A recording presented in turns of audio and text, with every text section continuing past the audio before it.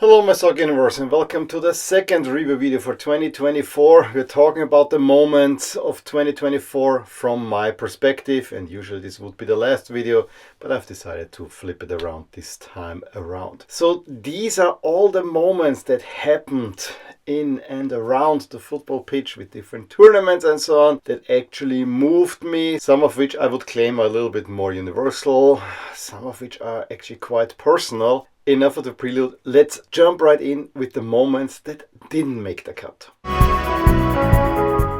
Well, I'm wearing Milan, which tells you Milan's year was kind of meh overall. Yes, you finished a very credible second place. You had a great end of the season with all the celebrations surrounding it, especially for Stefano Pioli. But in the end, it was disappointing because Inter became the champions and you were way off that. And then in starting the new season, new coach, doesn't really work out. The only high points were finally getting a win in the derby and, of course, beating Real Madrid. But other than that, very middling, very forgettable time for Milan. So that was very much on the personal side. Going through a few other moments that didn't make it. We had an Asian Cup that did not grip me as much as, for instance, the AFCON, which we'll talk later about. However, we had quite a good story with Palestine making it relatively far, but also with Jordan making it all the way to the final, eliminating, for instance, South Korea. However, they fell in the final to host Qatar, who made up for their rather putrid showing at the World Cup. Speaking of international tournaments, we also had the Copa America. The Copa America was not that exciting. It ended with a Argentina against Colombia final. Colombia were the team of the tournament. However, Argentina won it in overtime. For me, it was more the mess that was created around the pitch surrounding that final as well.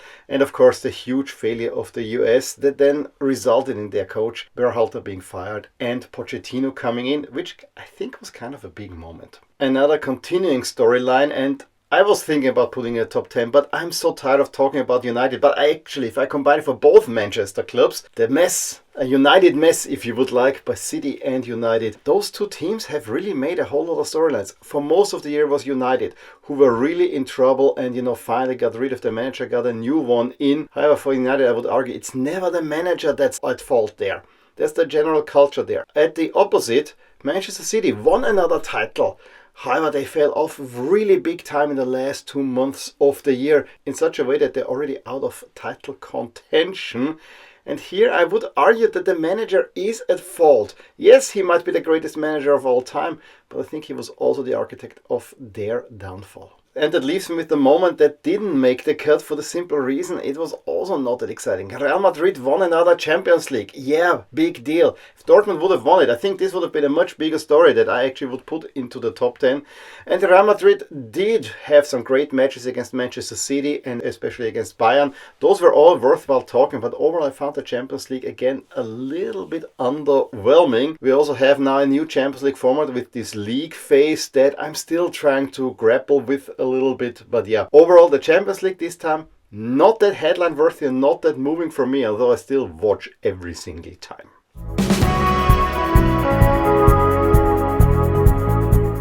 In at number 10, I had to put San Marino in there. They snatch a decade-long losing streak, and yes, I don't have a San Marino jersey. I'm wearing the opposition, Liechtenstein, who lost to them. But yeah, at least I have something to wear there. But this was such a great story. The way they beat Liechtenstein and were celebrating then afterwards, like they've won the World Cup, already warmed my heart. But in November then, it got even better. They fought hard to get the draw against Gibraltar that kept them in line for promotion, and then they went to Liechtenstein. And for the first time ever, scored more than one goal. Actually, they scored 3 goals after being down. Absolutely mad stuff. San Marino really made my year. I was close to buying their jersey and then it sold out under my nose. So yeah. But I'm really happy San Marino promoted to League C. That's a major storyline, and it starts a thread through the entire video of Minnows performing really, really well in 2024. In at number 9, it was the announcement heard around the world early in 2024. Jurgen Klopp is stepping down at Liverpool because he feels he cannot give that much more. What followed was an emotional push for more titles. They got a League Cup out of it, were living in an FA Cup, and then fell short in the league and also in the Europa League. But it all ended in a very emotional farewell, where Jurgen Klopp, against his owners, already announced his successor that everyone was already screaming screaming from the roofs in Arne Slot. And you know what? Liverpool actually got better. This is not to denigrate Klopp in any way. However, Liverpool at the moment are on the road to another Premier League title, cruising to it almost. And Arne Slot actually made some great adjustments, taking a Klopp style and adding a little bit more patience to the whole thing. Klopp, on the other hand, he has a new job, but he lost all his image in Germany along the way because he's now an advisor for Red Bull. So that's also a story from being one of the most admired people in Germany to being now kind of a figure of hate. Not a great trajectory.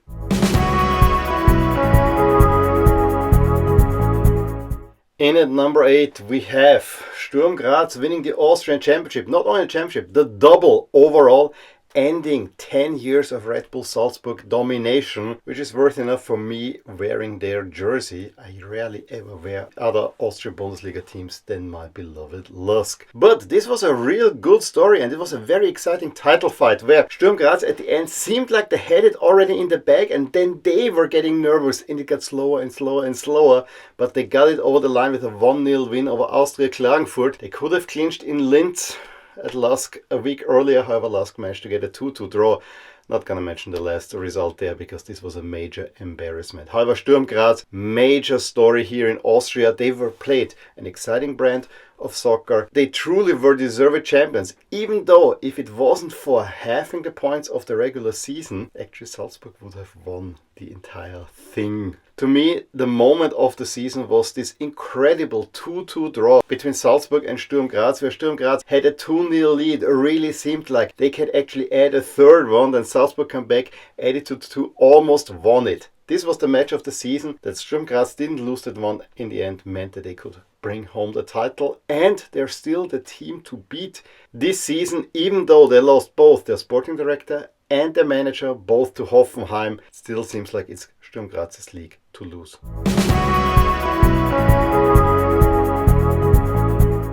In at number 7 is the AFCON, the incredible story of the Ivory Coast that actually won the entire tournament at home, despite squeaking into the knockout stage as the last possible team. Really crazy stuff. They even fired their coach, Gasset, after being defeated by Equatorial Guinea 4-0. And so it is Emerson Faye who took over in the knockout phase and led them all the way to the title. Most importantly, they beat the reigning champion Senegal in the round of 16 on penalties, and then they moved on. It was actually quite an amazing run. The AFCON is always this more tournament that had a lot of atmosphere, had a few good stories in there. I mean, Cape Verde made it relatively far. We had Mali actually going far, being then eliminated by the Ivory Coast in overtime, although they were largely the better team. So that would have been a good story. We had South Africa making to the semifinals for the first time in years. In the end, it's a Nigeria against Cote d'Ivoire final. The Cote d'Ivoire winning that one after being 1-0 down at halftime, 2-1, with Sebastian Aller scoring the winning goal. What an incredible story. What an incredible tournament. I always look forward to AFCONs. This one delivered. Not always on the pitch, but everything around it makes it just one of the best tournaments around.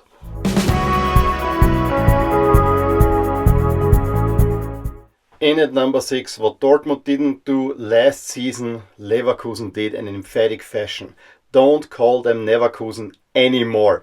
They were absolutely irresistible. As soon as they beat Bayern Munich 3-0 at home in February, there was only one way that this league is going, and Leverkusen just took off, and they had so many last minute wins already at the end of 23, but then especially in 24, where you many times thought that they are gonna lose, and they always pulled it out. Case in point was a German Cup quarter-final against Stuttgart, where Stuttgart had a 2-1 lead, and then later on they turned it around. It was a great game. This was actually the final of the German Cup, because all the other games, Leverkusen were the only Bundesliga team left in the competition come the semi-final, and they of course won that one. Yes, it was only a 1-0 over Kaiserslautern, but when they did it, they already at the time had wrapped up the Bundesliga, so they had the double secured. That final final match against Werder Bremen was just one of the craziest because everyone was just waiting for it. The crowds could not hold anymore, especially when Florian Wirtz, I think, scored the 4-0, celebrating it first and seeing how all the fans are storming on the pitch and he tries to hold them back. There was no holding back anymore. Leverkusen is a small team. Leverkusen is a well-supported team, maybe not the most liked team in Germany. However, the brand of football that Xabi Alonso was playing was just irresistible, and they were all conquering. Almost. Because they did, after all, lose one single game.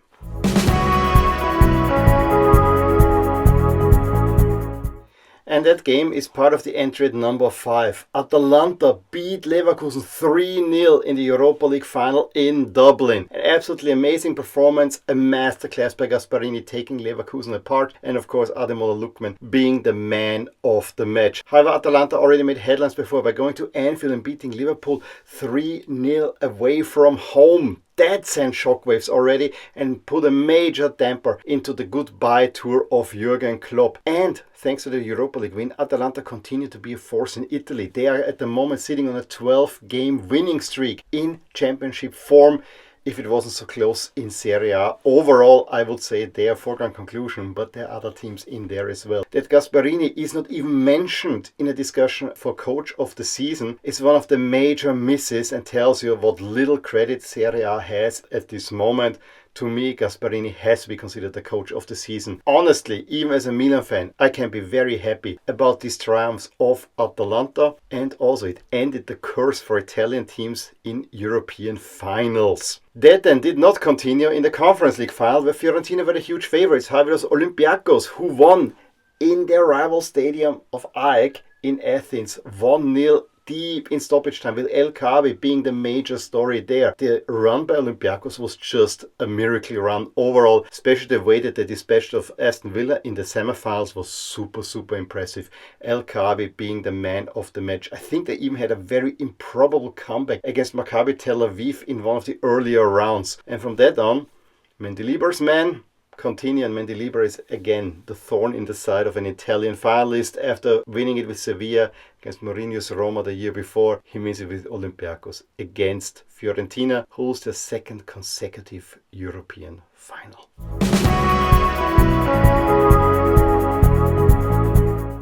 In at number 4 is the fact that each of the big leagues had surprise teams qualifying for the Champions League. Yes, Villa have won the European Cup before, but they have been nowhere. And then Unai Emery comes in and leads them to a 4th place finish and also dashing Arsenal's title hopes in the process. In Germany, Stuttgart actually managed on the last match to finish ahead of Bayern. Bayern only in 3rd spot. Stuttgart playing extremely attractive soccer in the Bundesliga, probably the second best after Bayer Leverkusen, fully deserved 2nd place, and actually they even in the Champions League did perform well. Girona in Spain were threatening to challenge Real Madrid for a while, however they then lost early in the year. Still a very respectable 3rd finish ahead of Atletico Madrid, meaning that for the first time in a long time it's not Real Madrid, Barcelona, Atletico making out the first 3 spots. So congratulations for Girona, who then were even permitted in the Champions League, City Group and all that kind of things. In Italy, Bologna for the longest time were sitting in 4th place. However, they were overtaken by Atalanta. However, thanks to the good performance of Italian teams, qualified for the Champions League in 5th place. Bologna, a major success story. Unfortunately, they lost not only their coach to Juventus, but also quite a few of their good players like Xerxes and Calafiori to the Premier League then. However, to me, the best story had to be Brest in France. Brest never have qualified for any European competition. I think they never even finished in the top half of the table. They made it 3rd in Ligue 1, ahead of Lille, for instance, and qualified directly for the Champions League, where on top of that they performed so well that they have even a shot of finishing top 8. That is unbelievable stuff to me. Brest are for me one of the best stories, if not the best story in football this year. And even though their league form in the new season is a little bit lagging, their performance in the Champions League and their qualification to the Champions League prior to that make it the outstanding team overall.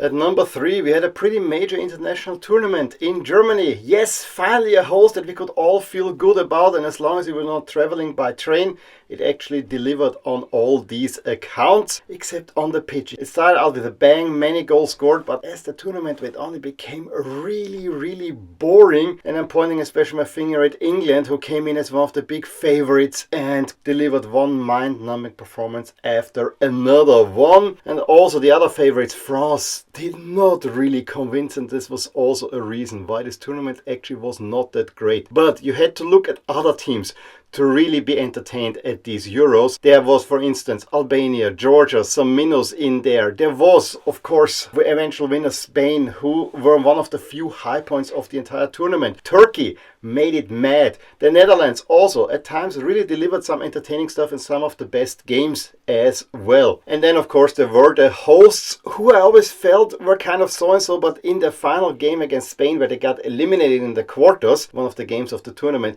they actually showed that they are a really good side as well. Fortunately, after the quarterfinals, the pace picked up a little bit. The semifinals were not that bad. They were all entertaining, and the final got the worthy winner. It was Spain against England. England losing a second consecutive Euro final. This time they were not as close, even though it was 1-1 at one point. And when Cole Palmer got that equalizer, one had the feeling that maybe England can get now the upper hand, and maybe finally they will show us what they can do, like they did against the Dutch in the semifinal. No, it never happened. Oyarzabal gets the winner, and Spain were overall by far the best team of the entire tournament.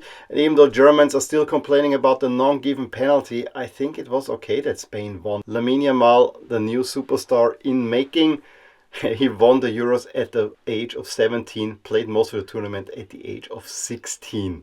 Crazy stuff. In the end, as I said, it was maybe not the greatest tournament on the pitch. However, it delivered some great moments as well, and was definitely the biggest event that we had on the global stage this year. And for that reason, it deserves to be in the top 3. And again, bravo Spain.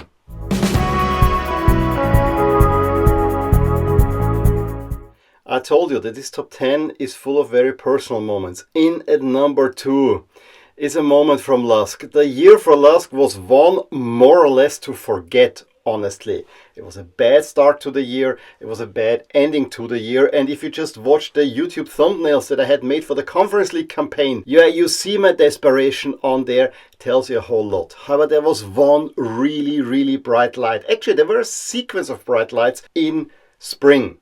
There was first an unfathomable 3-1 against Salzburg, where Lusk was in crisis, and after the results, suddenly Salzburg were in crisis and fired their coach. And then it followed on a major match day. This was the match day where Salzburg took on then Sturm Graz. Lusk actually faced Rapid in a match that was really important for securing third place, which meant that you have a European group stage guaranteed. And Lusk not only won against Rapid, but did so in their highest ever scoreline, matching it from 98. Lusk 5, Rapid 0. I've seen that before. It was a similar game where there was nothing happening and suddenly the game became totally lopsided. And this time it happened that for half an hour there was nothing happening, then a penalty is given, Ljubicic converts, and it only goes one direction. Fleck and Taui add in quick succession 2 more. Horvath and Ljubicic before the 60th minute make it a 5-0 romp. The only downside is they didn't make it a record win. This was the high point of my entire season and is worth having this jersey. It also remains a special memory because I was there with my father, who was also there at the first 5-0 with me, but also with my little daughter. Unfortunately, my older daughter and my wife didn't feel that well on that day, but my little daughter is still talking about that result. Whenever I mention Rapid, she says, "Ha, we beat them 5-0. This was the moment where I think I made her into a true Lusk fan. And that's why this is also special. So, in conclusion, a year to forget, however, with 2 highlight victories as well.